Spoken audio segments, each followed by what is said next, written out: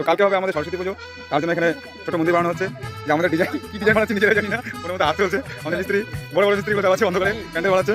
তো এই এক মিস্ত্রি এখন আসলো, টাইম হচ্ছে রাত 1:30। একদম তো ফটো নিয়ে ব্যস্ত। তো দেখা যাক কালকে তোমাদেরকে এই ফিনিশিংটা আমি কালকে দেখাবো তোমাদেরকে।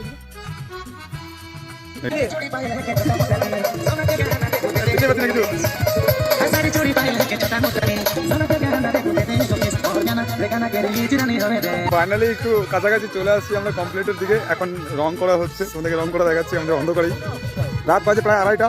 এখন এরা কালারিং করা শুরু করেছে। দেখছো তোমরা কি ডিজাইন বানিয়েছে?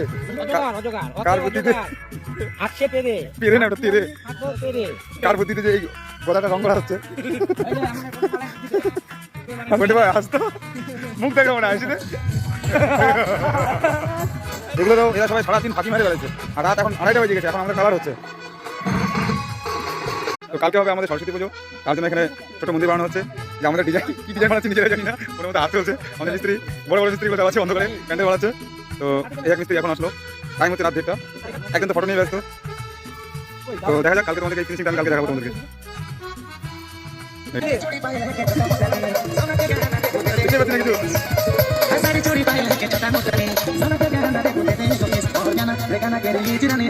ফাইনালি একটু কাছাকাছি চলে আসছি আমরা কমপ্লিটের দিকে। এখন রং করা হচ্ছে, তোমাদেরকে রং করা দেখাচ্ছি। আমাদের অন্ধকারেই রাত বাজে প্রায় 2:30।